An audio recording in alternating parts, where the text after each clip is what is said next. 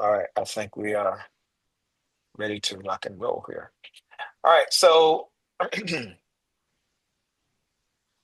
welcome to our monthly stakeholder advisory meeting for the Queen City Clean Waters Project. I do want to take a moment and introduce to some of you, present to others, my good friend, Mr. Carl Skopinski, who is one of our newest stakeholder advisor who's here. We had an opportunity to do a presentation at the Northland Taxpayers Association on the work that's going to be going on for the Queen City Clean Waters Project program overall, but specifically what's going on over at Sydney and Lark, um, over in that neighborhood. And um, Mr.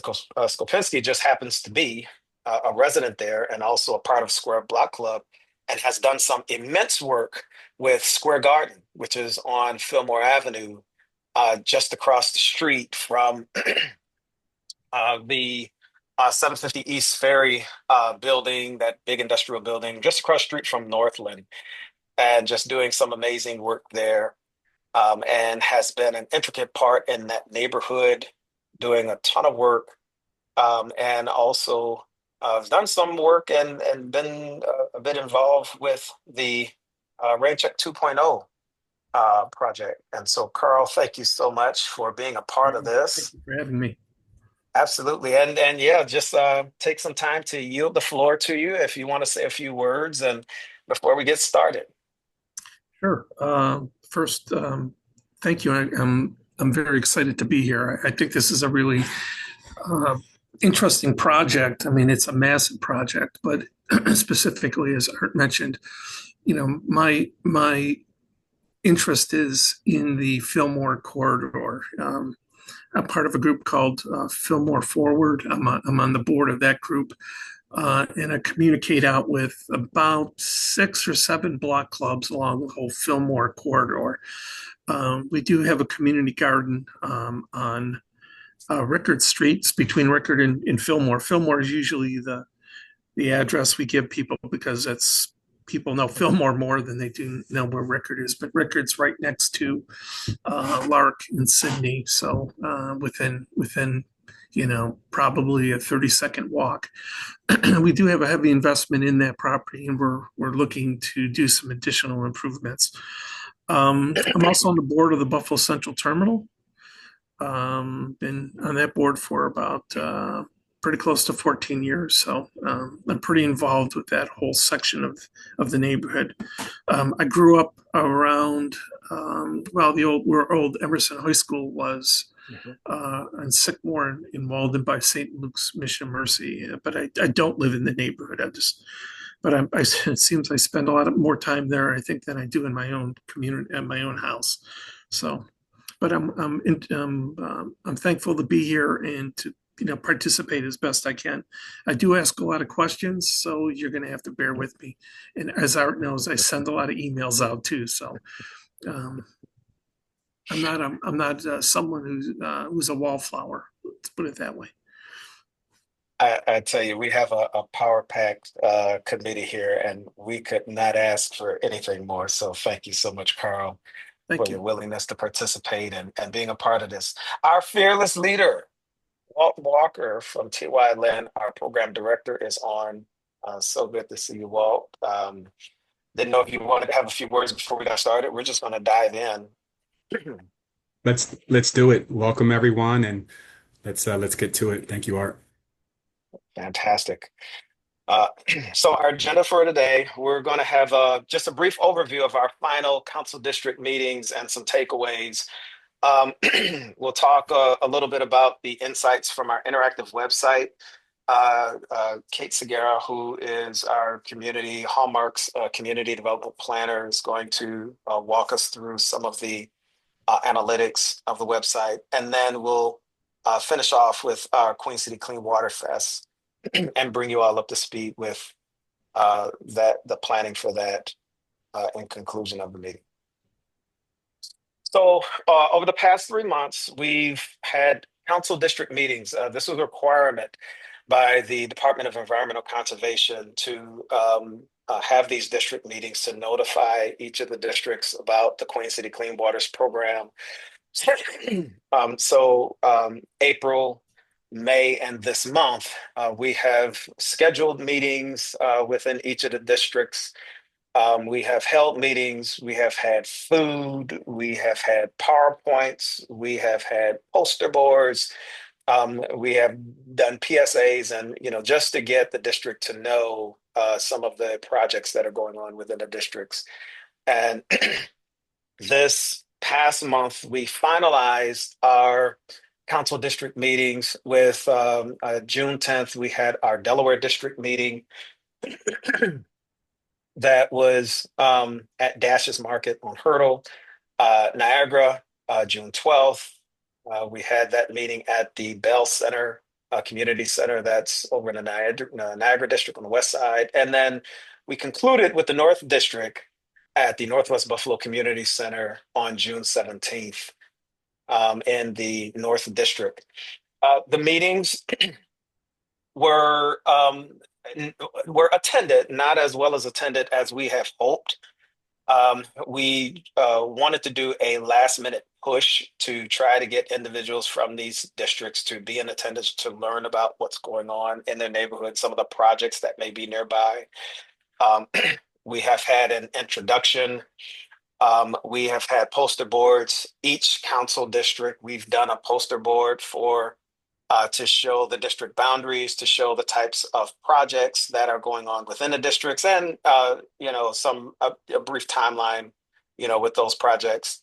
Some of the takeaways we wanted to capture, we were hoping to use some sticky notes. If anyone had any questions, they could write the questions down on the sticky notes and give them to us or post them. For the most part, people just asked questions. Um, but we did have a poster board dedicated to some of those sticky notes to try to create an interactive opportunity if there was an opportunity to do so. Rosie has opened with the presentations, which were very informative and educational, and we received feedback on some of the meetings and the presentations, which we've gotten some good reviews, gotten some mixed reviews, and we wanted to make sure that we captured that information so that if and when we do these again, we'll have an opportunity to maybe restructure and look at some of the opportunities for doing things different, especially with some of the marketing. Um, so this is just a simple recap of the meeting. I am going to, so during these meetings, the first two meetings, I was on vacation. Um, yes, I was thinking about how the meetings were going, but once I was at a certain point in my vacation, I somehow forgot about these meetings. But I do know from our team, Cam was there, Kate was there, our program director, Mr. Walker, was there. Do any of you have any comments on any of the meetings that you've attended? Any uh, feedback, recommendations, conversations you had with any of the residents? Overall feedback? Yes, I want to say that the meeting with the Dash meeting was one of the best meetings, and I would say I would use that as a prototype moving forward. Being able to have the news, having the community out, and getting feedback from some of the constituents of not getting the message at the right time at the last minute. But other than that, I think that to have people engaged was amazing. People came already knowledgeable about the project, had some great questions and feedback. But I think that would be the catalyst or the prototype that we should use moving forward, and making it sure that the community gets it out in enough time. I like the 90-60-30. I know we can't always do that, but I think it's just be on our part. We get more participation if they have information, and including the council members and those elected officials in those areas that we are targeting. Mhm. Very good. Thanks for that feedback, Cam. I also would like to add that it's very interesting going from each district now that we've completed all 9 of them and seeing the different concerns that are raised at each district. I think it's really important when we go to these districts to consider the geography and where they're located in the system. For example, at the North District meeting, we had residents concerned over some flooding issues they were having in their basements and like asking kind of questions on that. Just considering their location and their relation to the treatment plants and what kind of questions they may be coming with is important at all these meetings. Mhm. Yeah, very good observation, Kate. How was the response at the Juneteenth festival? Excellent question. Cam, Kate? Juneteenth response was amazing. We were more focused on getting Hallmark out there, but we did have the demonstration from BSA led by the two youngest members of the team, we want to say. Rosie's sons really did an amazing job of engaging the community, showing the demonstration, getting kids from kids to adults to seniors to take 5 minutes out to hear the presentation. They had so much excitement. So Juneteenth was good. One other note I would like to add is that we need to, if we're going to have translators, we need to distribute the information in those languages. That was Mhm. one key thing that came back is that we had the translators on point. We knocked that out the park, but we did not promote in those different languages. And knowing that we have a lot of new Americans in our communities, I think that would be a huge uplift if we could do those promotions in different languages. So those people in the community, we get everybody, and we We did maximize using um, our translators services. we did put out the flyers in multiple languages, and they did go out through the Office of New Americans. Mhm. But I know we didn't get a lot of people generally coming to things. So, but as we look forward to Queen City Clean Waters Festival, if we're gonna, we should probably have we should have translators there, and it would be helpful to again promote in those languages and have selected materials also available in those languages. Yeah, and we had translators at each of the nine council district meetings, prepared to be able to translate. But yes, getting that information out in the various languages is definitely has to be a focus in the upcoming. Carl, also at Juneteenth, what we initially prepared, and I think it actually turned out maybe a little bit better, but we had to pivot a little bit. We have so Hallmark has a podcast, The Urban Context, and one of the things that we do at certain types of events, meetings, network series, those types of things is we do live interviews. Um, and so part of the setup was, to be able to have the table, and then in another section of the tent to be able to have the podcast. And that podcast was an opportunity to capture some live feed, and have some conversation about, what's going on in, Buffalo, urban Buffalo, and then, even highlight, what Hallmark is doing with regards to this project and a few other things. And getting creative with a lot of the media that we're doing or that we're beginning to do, and then also a lot of the um, social media presence. This is something that we really have to take a focus on, and meeting the people where they are to be able to get them to participate in the various meetings and events that we hold. So it's not just meeting them where they are, but it's also the content, right? What people respond to when they see something, and that's not just the visual, the colors, the flyers or palm cards or whatever it is that we're putting out. And it's not just also the information, but people also respond to and attend to something that they're familiar with. If you have a certain person who's going to be there, or entertainment, or the type of venue. So we're taking all these things in consideration when putting out information about meetings and events, Have to you be a little bit more intentional. have Yeah, you go have ahead, Carl. you, have you looked at doing a presentation at the Buffalo Muslim Center in Fillmore? It's Um, between mhm. Genesee. Let's see, hold on, Genesee and Sycamore. Yeah, no, we so for this go round with the council district meetings, we looked at those venues that are consistently used by residents, block clubs, the city, such as Northland. right? Sure. Such as Matt Urban Center, such as the Bell Center, those, so that people would be familiar with it. They know where to go. They know where to go in the building, those types of things. There's a sense of familiarity. Because one of the things that we're doing is we're having a meeting outside of the meeting, right? So this is for example, with Northland and the Maston District, you guys are every second Tuesday of the month. That's where you meet. And so, if we're going to have a meeting outside of the meeting, it disrupts your schedule because it's just like, all right, we're normally used to meeting on Tuesday. Now we have another meeting in addition to what we Sure. have. Sure. But this meeting is at Northland, so I could probably make it. Sure. You know. And it was the reason I brought that up was mainly to address the, New American, um, information to get out to that segment of the community. Mm-hmm. Mm-hmm. Yeah, no, thank you for that. We'll definitely keep that for future reference. Um, and lastly, we are scheduled for a virtual city meeting on Saturday.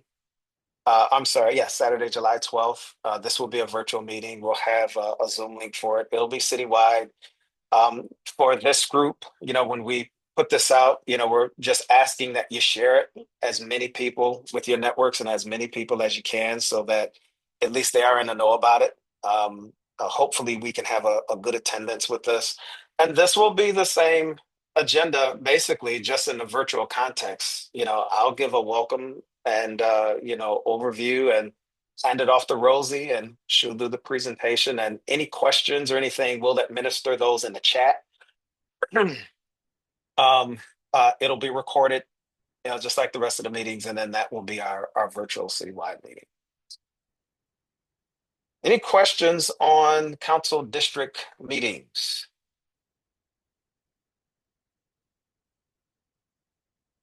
Carl, do you have a good contact with the mosque or the community center you mentioned? You're on mute, Carl. I can probably come up with one. But someone's going to just send me an email so I'm getting the information to the right person. Okay. Yeah, because I know that we have put things out in Arabic and we have put things out in various Burmese languages and I know some of our Muslim New Americans are actually from Burma, and I know we've had attendees from our translators that are from those communities as well, but especially when we're looking forward here, getting that actually in front of community members and not hoping that the that the flyers are being passed along from the official channels, but actually directly to the communities would be helpful. Yeah, if you just send me an email, I'll make a note to try to come up with a couple contacts for you. Okay, thank you. I appreciate it. You're welcome. There are some other groups like Hill that's on Grant and Ferry that does with the Burmese population community. So I can help send you a list also, Rosie, of some groups they're kind of formalized and a lot of them are new. And they don't have a social media presence yet, but they are meeting and organizing. So that could be a great help to the team. Yeah, Heal International is a really good group. Thanks so much for that, Cam. So few of the council district takeaways and some of the concerns that we received, topics and concerns, not all concerns. Timeline, the order, schedule of projects that is on the actually that was on the trifold that we have when projects are going to start, dates, Buffalo Sewer disposal of sludge waste, coordination with partners, organizations such as Buffalo Niagara Waterkeeper. And again, these are just a few of some of the consistent takeaways that were discussed or information that we received with questions and comments for some of the council district meetings. And again, this is over the course of all 9 council districts. Were there any questions or comments on any of the takeaways? Or did anyone have conversations about any other takeaways? Well, the biggest one for the Sydney Lark one that came up, I think, in a couple of times was rodent control. Because once you start getting, you start pounding on pipes, they tend to migrate elsewhere, as in people's homes and neighborhoods, and people are really concerned about that. So that might be something you want to. I know you've noted it when you were at Northland, but it's come up a couple times in the Square Block Club meeting. Okay. And Carl, it's come up elsewhere in other council district meetings. Sure. Rodent control, how that's managed in the construction documents, how the contractors are held accountable, and even with alleviating concerns of vibration, conducting pre-construction surveys. Sure. So that site management and preparation is critical, and that's something that I heard consistently across multiple council district meetings. And I just want to speak to that coordination bullet, right, around the other partner organizations. I mean, just, the recognition that and we talked about this in the beginning, right? There's so much work happening, right? We have our Skajakwita Community Advisory Group and all of our work in the Skajakwita corridor that sort of bleeds out into Cheektowaga. We have coastal resiliency community engagement that we've done in the last couple of years. So I think the more that we're able to, when you guys are doing these, these engagement events, recognizing all the things that are happening, which we're doing a really good job of, right? And we're lifting up all of this work, and the more that we're able to show that we're all working together, right? I think that's the key, because folks are curious about that, right? And I think that, even though that event that we had down at Canal Side, it was cold and the weather was crummy, events like that, right, where we're working together on some of this engagement, and showing the nexus between all the work, right? None of this work's happening in isolation. It all affects and is affected by the other. So it's good to know that folks are paying attention, that there are other things happening, and always good for us to continue to reinforce, like, hey, we're working with Waterkeeper, we know what they're doing, they know what we're doing, and the same is true of all the other organizations too that are doing really great work in the communities.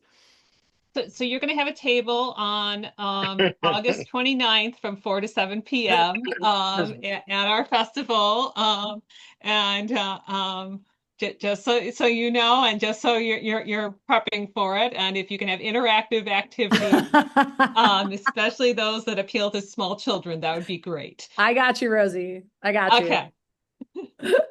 And we've got our mascot too that we've been debuting. So perhaps the mascot will come by. He doesn't have a name yet, but what is your mascot? It's a big stuffed water droplet. Not really stuffed, but sort of like fuzzy. It took me 3 years here at Waterkeeper, and I finally got a mascot costume. Oh, Okay. wow. As part of Queen City Clean Waters Festival, Oh, we need to, in advance of the fest, come up with like a dozen names, and then have people voting on that at the fest. Why are we talking about the mascot? Thank you so much. No, Board of Keepers. No, I don't. Well, I gotta understand. I gotta put a picture in the chat here. I just don't know Oh, if I have it please. on my computer. And put the contact information for who created you guys, because Hallmark is working on theirs. We've been talking about it for 2 years now. So yes, this is so exciting. Confirmation. Out of all things, the mascot will come up in this meeting. But that's great. Now we're looking forward to seeing the mascot and voting on a name. That is very engaging. Any other takeaways? All right. So we have our, as you all know, our Queen City Clean Waters interactive website. I'm going to turn it over to Kate to provide some insights on our activity for our website. So Kate, the floor is yours. Hello, everyone. I'm not going to go through every single number throughout this. I'm just going to kind of go through some of the highlights. This is our May engagement activity for the website. This is culminating through April and May. Total views are at 987. That's just people, for anyone that wasn't on one of the last meetings, that have maybe pulled up the website but haven't really engaged on the site. Total visits is at 651. That's people that have engaged and have maybe taken a survey or just looked at the map. Total visitors is 419. That differs from visits because visitors can only be counted once. So I may have visited the site 5 times, but I'm only one visitor. And then contributions is really the big thing that we really are trying to push. We have 22 between survey respondents and comments on the Share Your Insights section of the site. So if anyone's sharing this website, please get your groups to take the survey, your networks, comment on the site so we can get those contributions up. But Art, if you want to go to the next slide. All right. I'm actually going to skip some of these questions. These survey results are going to be posted, I believe, to the regular Buffalo Sewer Authority website, these slides. So I want to go to question 5 because I want to point out some things with the survey. So overall with the survey, the big thing we want to take away is how we can better engage with people in the future, especially with this festival idea that we have coming up here. The survey really is helping gear that, our ideas for that. Number 5 was how can we make technical information about the Queen City Clean Waters more accessible and easy to understand? Visual infographics, simplified fact sheets for the top answers. This is really important. At every meeting, we've heard that people just want better visuals, simplified facts to this program so they have a better understanding. So I think this is something we really need to think about and look into as we head towards the festival and any other meetings we have. We can move forward. And then same with question 8, basically, the big one here is that what is a creative idea for building public interest and participation in Queen City Clean Waters? Top answer here for 2 months now has been the interactive exhibits. This is something we really should be looking to do for the festival. Like Rosie's Sons at Juneteenth, they had a nice little interactive kind of exhibit. And honestly, that's probably, for me personally, that was the way I learned best about the program and what we're doing, is watching them give up their little presentation. Honestly, I learned so much in a little 5-minute presentation. So moving forward, interactive exhibits, things like that are really important for the festival. But I'm gonna keep going forward. Ongoing updates about the Queen City Clean Waters Initiative. That was something that came up a few times in the survey, just making sure we're having touch points with the community over the next 15 years as we progress in the program. But I'm gonna move on past the survey so that we can get to really talking about the big thing, which is the Queen City Clean Water Fest, unless anyone has any questions, or Art, you have anything you want to add? No, I think what's important is that we take opportunities with the events that we have and any of the meetings that we go to ensure that people are filling out, the survey and getting the visits and getting the feedback. The big part about this is, and I've communicated this at each of the council district meetings that I had the opportunity to present. Our engagement strategy is that we use this data to help build our engagement methodology and our engagement plan.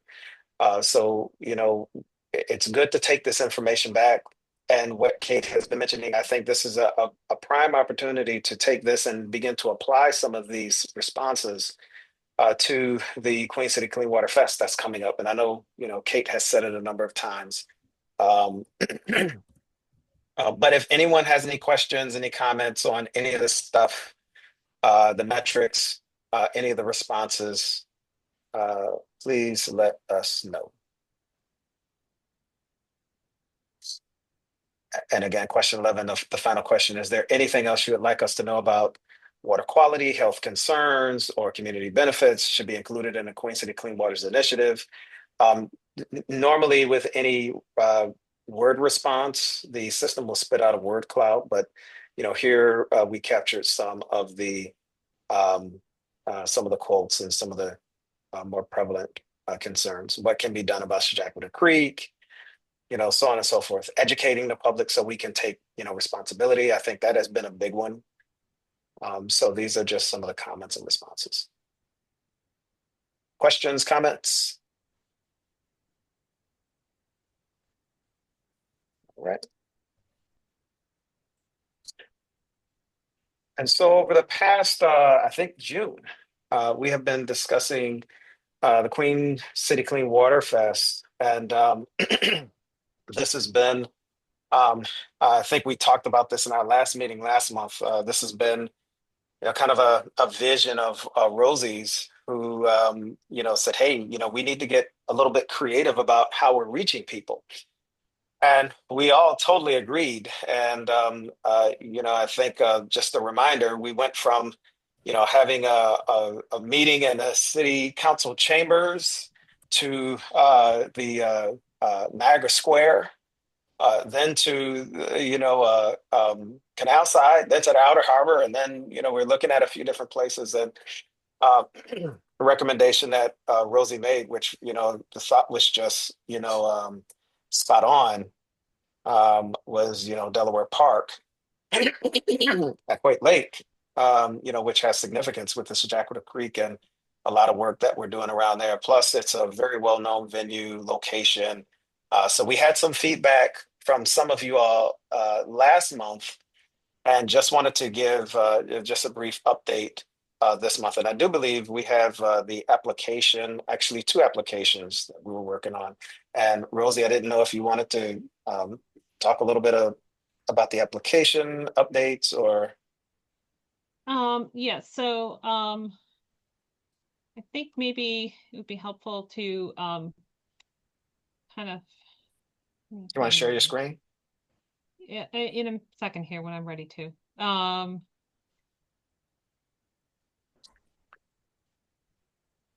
Well, and while you're pulling that up, so the approach that we've taken, our lead was T.Y. Lin, Director Walt Walker and team, along with Hallmark, who is leading the engagement for the program, have been having a series of meetings to really begin, hashing out. We needed to find a date, and that date had to go almost simultaneously with an application to be able to have this at a park, an Olmsted Park. And so there was a lot of early movement to be able to get this. And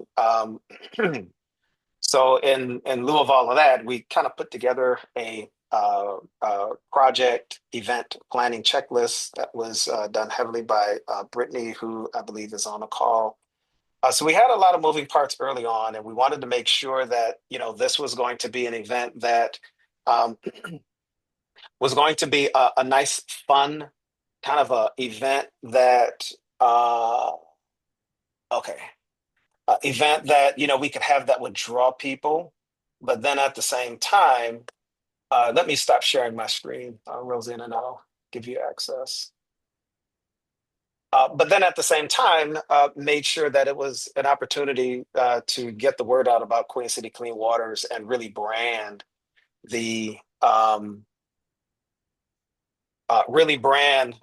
event, toward a Clean City Clean Water event, and then also an opportunity, to kind of, brand or an element to rebrand, the Buffalo Sewer Authority and hosting an event like this. Okay. So the location that Art showed is where the you have the actual venue there. The feedback we got from Parks is, well, if you're trying to do it anytime in the evening, generally there's going to be weddings that are going to be going on in there, or other events. So, and the other thing that we quickly found was that if we're going to put up tents, we should try to find lawn space, because putting anything up on hard surface is about 10 times the cost of putting stuff up in lawn space. So thinking about Hoyt Lake, we kind of said, well, you do have that.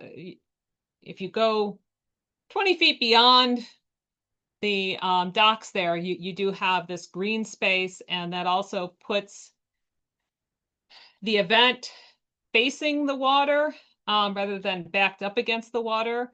And there's a path between the water and the event. And so also if small children take off, there's more time to catch them.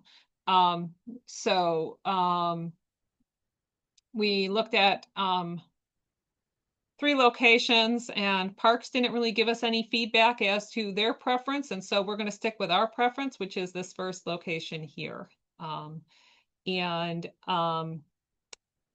a Buffalo Sewer Authority and Waterkeeper as well perspective, Hoyt Lake is here. And in this section, this is where Skajackwada Creek goes back underground for a little bit to go around Hoyt Lake because of water pollution issues.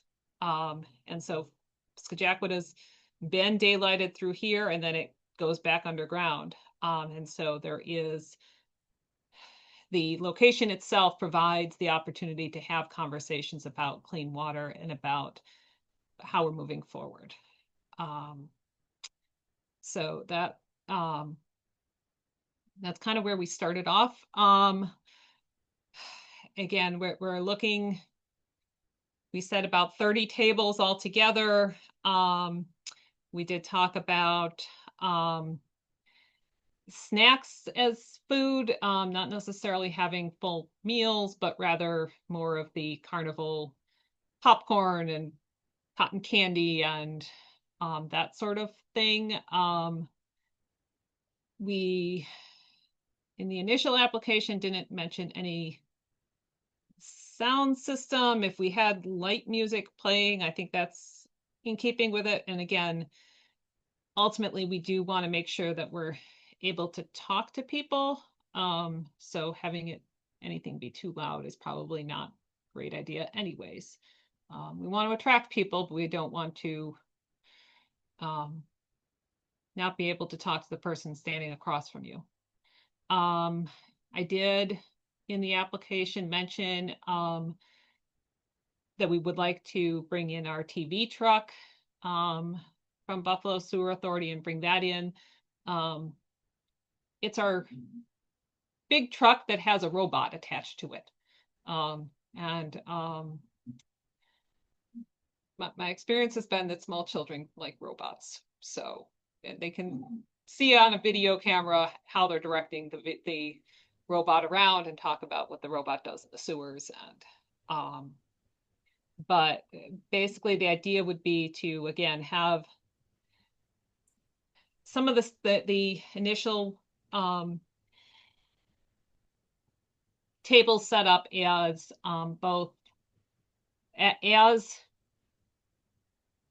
kind of a table that talks about here's what's happening, here's the plan for this council district, here's the plan for that council district, and kind of have those 9 tables kind of talk about how we came to this place, what green infrastructure is, what real-time control is, what some of these terms are, and have demos of them rather than just pictures. But we have 3D models of a lot of this, so people can actually interact with them.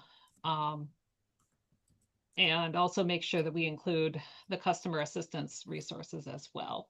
And we did talk in our last conversation about backpacks, and I love the idea of backpacks, and at the same time I need to make sure that anything that's Buffalo Sewer comes back to water quality.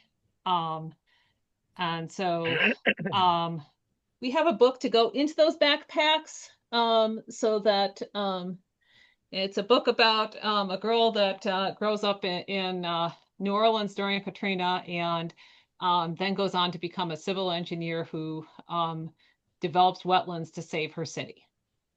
So I think it fits multiple criteria of what we're trying to achieve, and so it makes those. There's a lot of things that because we're a public entity, the good can suddenly become a bad if the wrong person spins it. So this keeps them from being spun the wrong way. With that, Darnell's got his hand up and has for a while, so I'll stop talking. Mr. Haywood. No, you're fine. Thank you so much. I just have a few questions. Seeing that we are involving the various council districts of the city, did we ask like their input also on like what they may be looking for um, in a festival like this? That's one question. The other is just saying all of the pros and cons of Hoyt Lake. Of course, I like Hoyt Lake for this event, but if we are concerned of like noise and music and um, maybe food and different things like that, should we look elsewhere? Um, because when you think of a festival, it's not quiet. So I don't think that we should if that's the issue that they're concerned about, and the date is this date like in the middle of the week? What's the date again? I'm sorry. It's a Friday. It's a Friday. So I mean, of course, there's always weddings going on in that area, but I don't think that us having a festival would disturb who whatever wedding is going on there. I just feel like if we're going to have a festival, it needs to actually represent what a festival is. In a way, if how it's sounding like Homestead or I don't know where it's coming from, it sounds more like a book fair instead of a festival. I mean, we can call it a fair if that's where we want to go. I do. If it's not about public education at the end of the day, we can't fund it.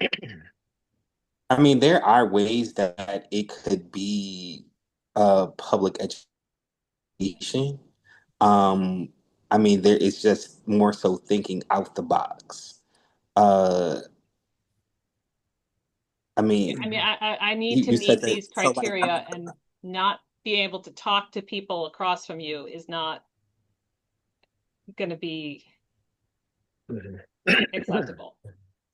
so what are the like do you is there any way that you can email us out like what the exact criterias are in order for us to make this more of a successful festival? Well, I mean, I've got a very small budget here, and I cannot take funds from anybody. No, no, I'm just asking the criterias. I'm not asking the budget. Like what's the criterias to make it that it's more so on the educational side because even I mean I can give a prime example for me of course I work for the bank but there are funds that I have that are discretionary with the urban league that I have to do different programming with and even with that there are ways that we have to make for example National Day of Empowerment sound fun so even with the funding that we have with that, there are still ways that we're able to obtain and engage our members as well as non-members to still get the information out and the point across. Yeah, like I said, we can have music in the background. It's just we can't have it's really that the volume that you can't have. You need to be able to talk to the person that you're speaking to. Well, so for me, it's not just the music. I just for and this is probably personally for me, I just want to make sure if we're helping to assist as the committee, what are the certain requirements that's needed to make this successful? Okay, so we need to we need to talk with the public about all of the projects in each of the 9 districts, and get real community feedback about those projects. And And make sure that the public understands what is being presented.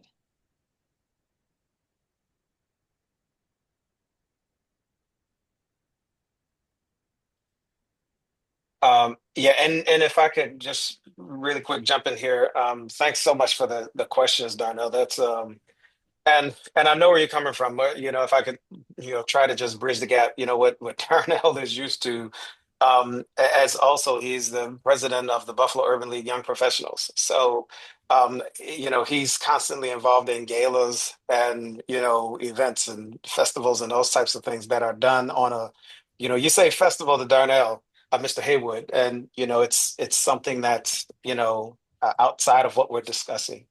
So I think the one thing, Darnell, is we wanted to get creative with that. We knew that we were going to, need to have a number of tents. We wanted to have, each of the districts. We wanted to be able to communicate, the Queen City Clean Waters program. But, when we use the term festival, we think that, the team immediately thought that this was it. This is the thing that is the annual fest that is really going to allow people to be more interested, in attending and being part of, what we're doing with the Queen City Clean Waters program. So, we got creative. I even think, Rosie, you came up with the idea of like a passport, Yep. where, you come in and it's a passport and you have to go to each of the stations and get a little sticker. And then once you get a sticker and learn about something, you get a book bag or, whatever giveaway that we were going to be giving away. But, thinking about how we can actually be creative. Now that I done came back from a cruise, you talk about passport, we got some kids that's standing there, with the hats on and, welcome to Queen City Clean Waters. And it's like you're getting on a boat. Uh, it may not be Royal Caribbean, but you can really look at, making this whole thing, a whole thing. Um, if you're going to have a festival, I totally agree. There's two things, that are really going to, draw people. And that was the big thing about this. What is going to be something to draw people? We would hate to have, 30 tents and 30 people, right? So when we look at this, you got food and music. Um, Food being one, and again, we have a budget, so maybe this is an opportunity where we can, invite food trucks and then, maybe let people purchase, that way without us coming out of budget, or very minimum, maybe the permitting thing, I think the food trucks would have to deal with. But then also looking at, a live DJ, but then really having that regulated, like at a certain part and the music is kept at a certain volume where you still have that activity that's going on there, maybe some bounce houses, who knows, there's a water event, a slip and slide. That was actually an idea from someone in the community, you We are know, not doing a slip and slide. That no, it is I a knew it. I knew it. Look at it. I knew it. But that's okay, Rosie. I get it. I totally get it. I just had to put it out there because somebody mentioned it. I appreciate the idea, and I No, also know the insurance costs of a slip and slide. Um, right. yeah, I guess the piece with the music is the decibel level. Yep. Um, I've been to a lot of, well, even at Juneteenth, there were times that some of the floats coming through, I couldn't hear three a foot away from me. Hmm. And so we had to wait until, you're in the middle of a conversation with somebody and it was stop, wait, and then restart. Um, and that that's really the piece but then also, I mean, I go to restaurants and things in Buffalo, and again, you can't talk to the person next to you. And so that's the Hmm. decibel level is really an issue. So I wanted to, so those are just and I think with Mr. Haywood, his comment. Also, Asantwa Holly put some comments in the chat, and Dr. Cortesia, I know you put your comment in the chat, but you also had your hand raised. I'll give you the floor. My apologies. I went on talking after Rosie. If you're able to come on, and well, if not, Dr. Cortesia put her comment in the chat. Just a question about if we want to bring people to an event and keep them engaged. Um, and again, music may or may not be an issue. Um, that would deter a conversation or engagement, in the fact it can often help create more of a welcome and vibrant environment. That was the initial thought, is to at least have music and maybe some food trucks, and then we could really, work with the design of how the festival flows from the time people come in, whether we call it a passport or something else. Really playing off of that and really creating kind of an animated, opportunity and experience where people can come and have that incentive of going to each of the sections, and that keeps them engaged. I've seen that done before. So that was an opportunity that I think works. But at the same time, if we talk about this being a draw and drawing people, um, you will get a very good turnout and a very good opportunity to engage if there's something to eat, if there's food, if there's dialogue. The education that's the piece that I think that we can do very, very, very well. And we have the team. I think between Brittany, Cam, and there's a few others who do this very well. And we have individuals that are on the Stakeholder Advisory Committee that um, would be great assets to the planning process as well. May I Um, add can I add a question? We're yes. talking about music and we're talking about kids. We're talking about a festival. If our demographic is kids, it has to be kid friendly. Kids are not quiet. So I think if we're going to do a festival for kids, we're going to have you know, kids out there playing. We have activities. It's not going to be loud, and also, the music is not a big. That's not the biggest thing they're coming out there for. That's something that can be controlled. It's more of making sure that we hit the mark and engaging young people, kids, and also understanding that kids' attention span is only but so long. So how much conversation they're having? If they're having fun, kids don't have conversation. They play. So we need to make sure we are hitting the demographic right. Are we gauging kids and we're doing a book bag giveaway, or and how we can incorporate the parents? I think each station should be something that's activity based, where the parents and the children can participate, and that would keep things kind of moving and fun and festive. When it's boring, then you're going to have problems. We don't have to worry about a sound system. You're going to have a bunch of kids running through Delaware Park. Mhm, mhm. I agree with that, Cam, that yeah, um yeah, just want to make sure that we keep the focus on what the activities are rather than on just having food and music, and then we've brought people in, but they just go and I agree with Mrs. Asantwa there, that the raffle being issued for completing all the tents, that was kind of the idea of the passport, and for the book bags was to um, have a certain amount of locations that people have visited, Mhm. and then uh, using that.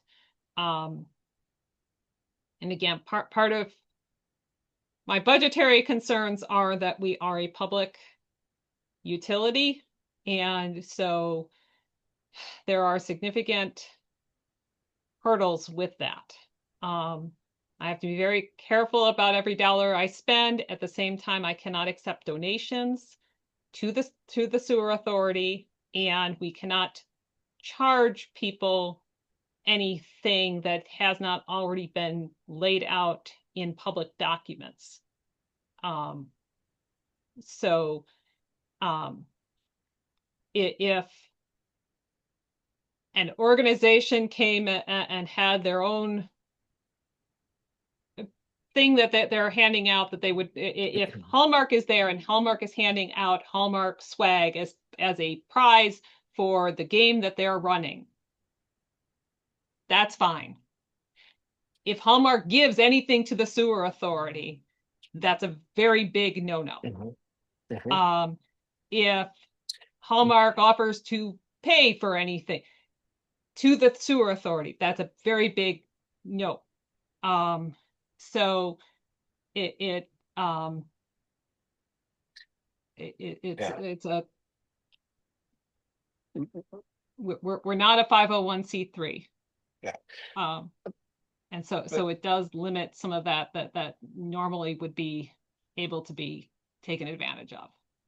We have a couple of minutes left. Dr. Cortasia has her hand up. Go ahead, Dr. Cortasia.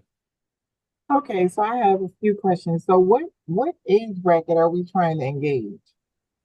Hmm. What age bracket are we Ideally, trying to reach? we're trying to engage.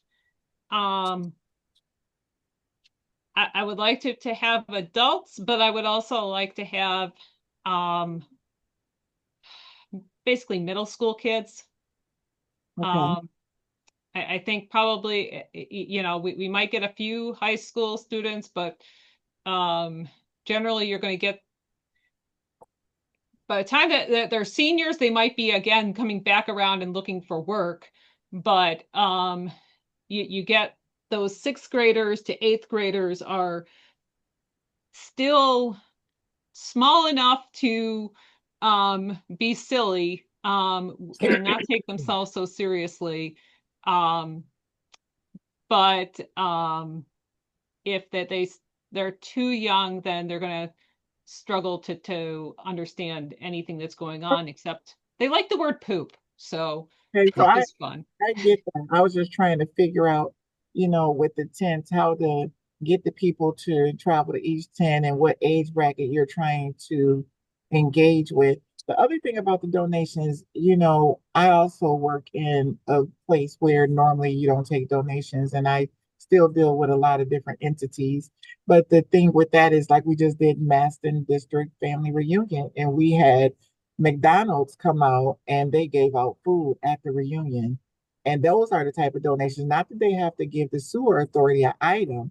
They also can be in a partnership or a donation as in being there as a tabler, as a vendor, giving things to the people in the community to bring more excitement to the event. That was the type of thoughts that I had with all my tabling. Those are some of the things that we do where we bring in other partners that don't give something to the entity, but they include themselves in our event, Mhm. where that way things are also given from them. They may, by giving food from McDonald's, you're also showing your brand. One of the things they offered was chicken tenders because McDonald's now have chicken tenders. And so they came out, they gave chicken tenders to people at the event to advertise their chicken tenders.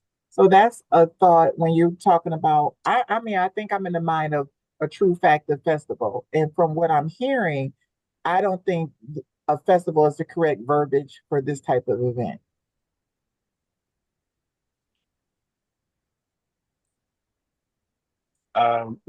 Thank you so much, Dr. Cortasia. Mr. Haywood. So I would say last question, but I know me it's not.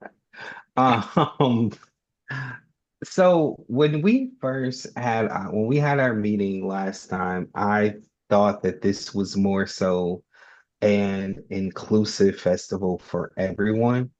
But just listening today, as well as when you answered Dr. C, so are we now more so focusing on I'll say elementary to middle school age students?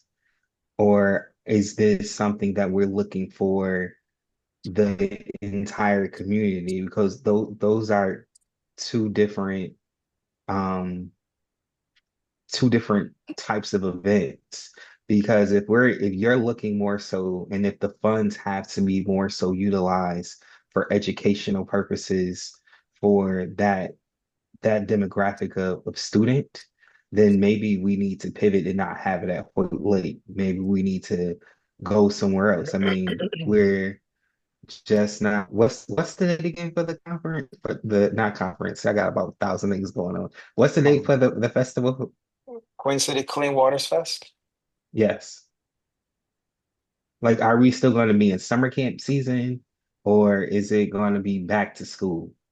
It's almost back to school. It's the last weekend. So So then maybe we need to pivot to do like a community center or something like that, where we have more control inside, and have students and have that demographic that already come to that center instead of bringing them to Hoyt Lake, where we thought that we were looking to have adults come to speak to the tables, to the councils, the different people from the council. Because I personally don't see a 12-year-old coming up to the Maston district asking them, hey, I want to learn more so about what's going on the corner of Florida and Jefferson. So again,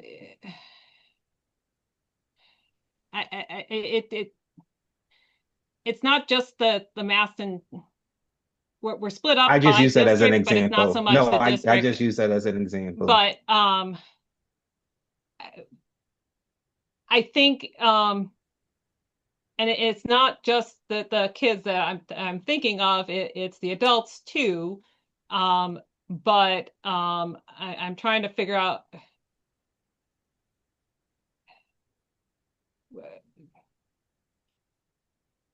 I need 100 people at this thing. I don't need 5,000 people. This is not an all-day festival. I need to get more people through the door than we've gotten through the door at all of these individual events that have not gone great. And I need to make sure that we're actually engaging people on the work that we're doing. I've generally found that people engage, that kids tend to engage better on the subject of wastewater than adults do. And adults will engage if their kids are already engaged or if they see kids engaged.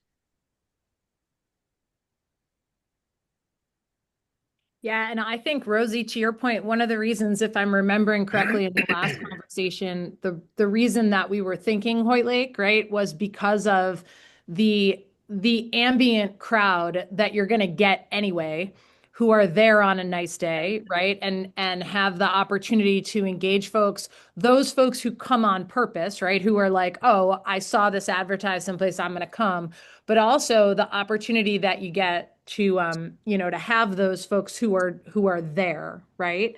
So I think that was one of the unique parts of that location that you get, right? So and I think leveraging your partner organizations to come with activities and things like that, I think it does have an opportunity to show that interconnected nature between Skajakwata Creek and the work that organizations are doing around the creek and tying into Queen City Clean Waters and showing the interconnected nature through those activities that each of the whoever is going to have a table is going to run.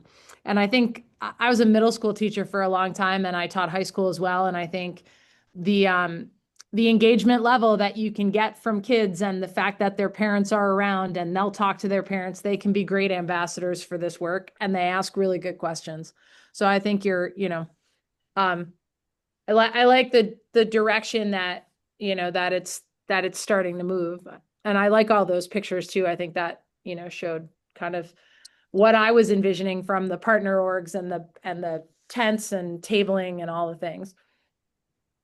Well, can I interject here? If the focus is to have a meeting that is 100 people attend and to get the information out of there, we should not do a festival. Because if you're going to do a festival right, it's going to be something that's going to engage the families. Now, the focus is getting information out there. I understand that is the mandate. But how do you disseminate the information and engage in the community?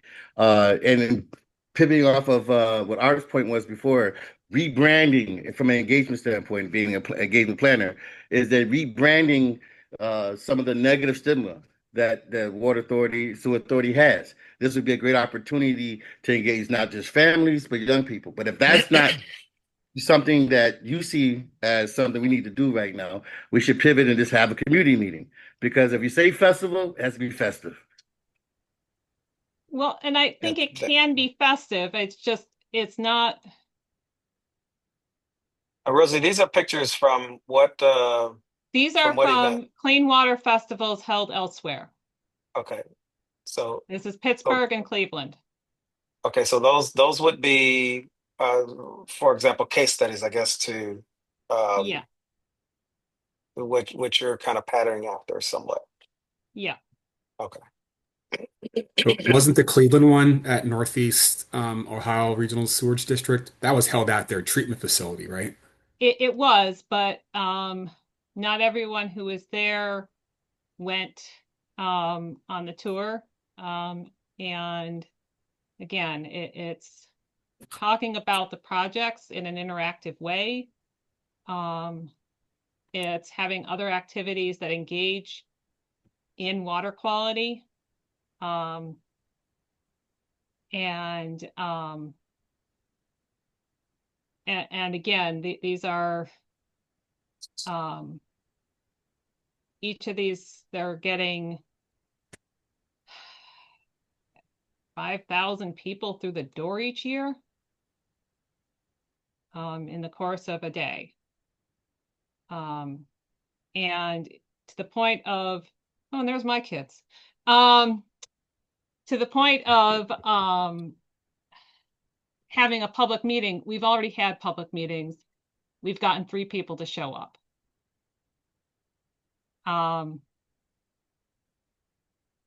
We having a public meeting in a community center, we've done that. And we got 3 people. And we got 1 person, or we got, I mean, we weren't getting people through the door. We need to have something more interactive.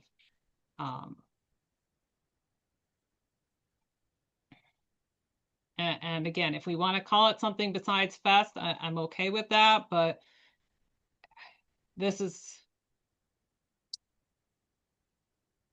we need to get outside of buildings and get where people actually are already. Some people will show up if we invite them. Some people are just going to be there.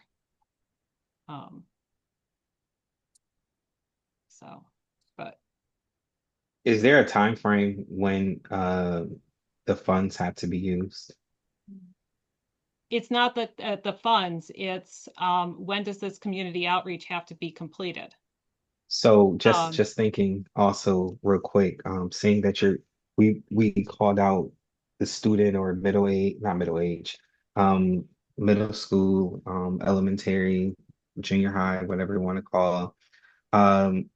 So say for example, if we partnered up with a few schools, maybe a charter school, are we able to do that? Not with the time frame I've got in order to meet regulatory requirements. So that's what I just asked. What's the time? What's the time frame? It's the beginning of September. We need to be done with community engagement for the initial public participation plan. I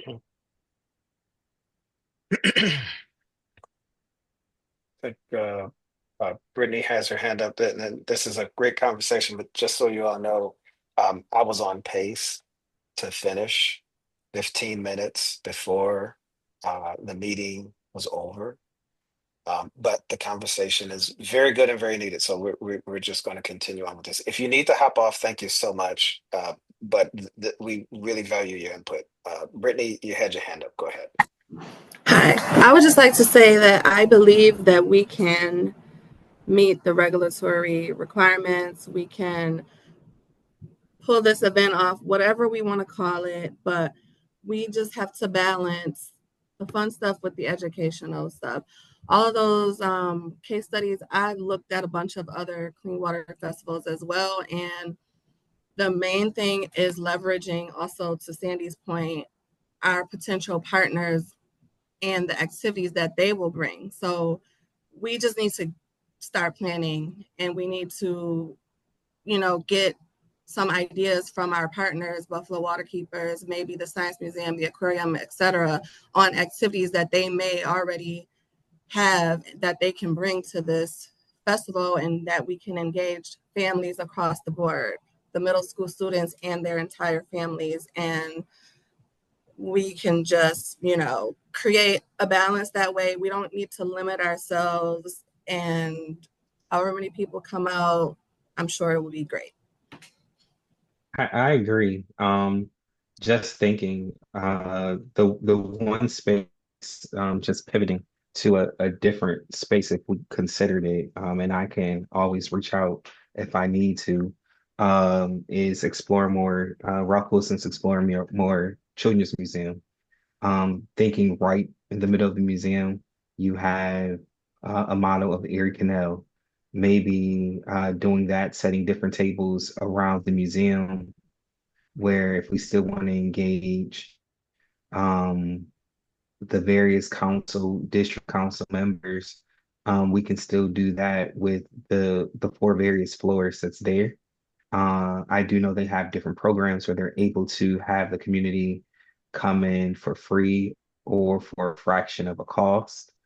Um, but that could be somewhere that's a contained environment where we know that we'll have over 100 individuals, 100 families come in one day because they have to register. But just throwing that idea out there. And may I add to his point that maybe we should scratch the book bag giveaway? My experience of doing book bag giveaways over the last 20 years, if you say it, they will come. So if that is a case of budgeting and all of that, and we want to have more of a controlled something like that, I think we should get away from the book bag giveaway because people really look for those in that time of year. That is the season when everybody gives out book bags and starts collecting coats and sneakers for the winter. Yeah, I yeah, agree. okay. Just to give uh history with that book bag giveaway, the week before or the week of at Johnny B. Wiley, last year, uh 30 3,500 book bags, I Yeah, think, were almost given away. 4,000. There was it was a Tops truck full of crates of book bags, and we still didn't have enough.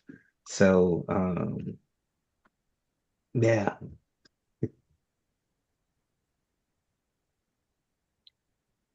Yeah, and those are great points. I've ran a book bag giveaway, and both Mr. Haywood and Mr. Boyd are very correct. But I think we can use it to our advantage still. I don't think we necessarily need to abandon it, but I think if we can, um, we have a target market. It's families with the emphasis of elementary school kids. And this is an incentive to get them to get there. And we've been a part of book bag giveaways. Those who have facilitated those and hosted book bag giveaways, where when the book bags are gone, they're gone. You really need to get there early. And but I think there's some good planning that's in the midst where we can regulate that. I.e., the passport model and some other things. So um, I think there's a way to do this where we can maximize a lot. But I do think that the big thing here is how we advertise this. If we are going to call it a festival, it's a different event than what we're discussing here. If we're going to call it a info session meeting or something else, then I think but I think the whole branding of it, we need to determine what this all is going to look like. So Yeah, I don't want to call it an info meeting because that's people sitting in a room. yep, yeah, and on the flip side, I think what Mr. Haywood and Mr. Boyd and a few others, Dr. Cortez was talking about it. We call it a festival. People are coming to looking to eat. And so we just need to find a balance with that. So I Yeah, I think that's mean, where the if we can find conversation another is. word that folks have less feelings about, because I don't know what that word is, but again, yeah, we need to find that other word and find it fast because we need to get advertisement moving. Mhm.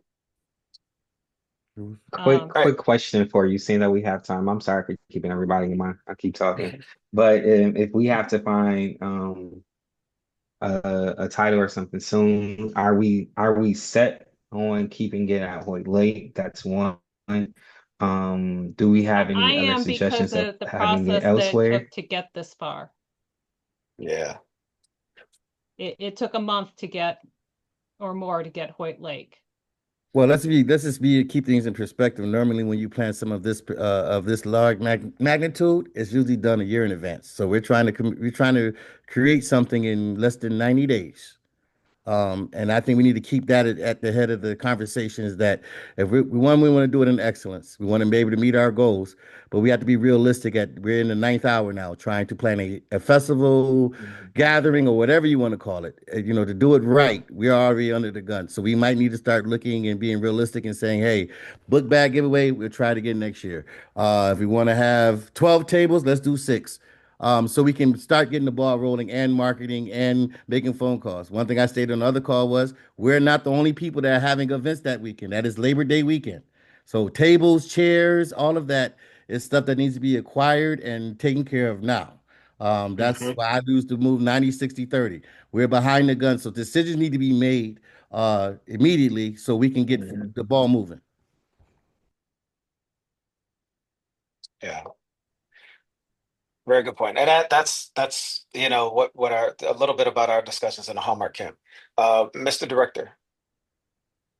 I'll add Rosie, we'll schedule some time with you and Art to really lock this down because we are behind schedule at this point if we're not quite sure yet if we're going festival or something else. So appreciate everyone's feedback.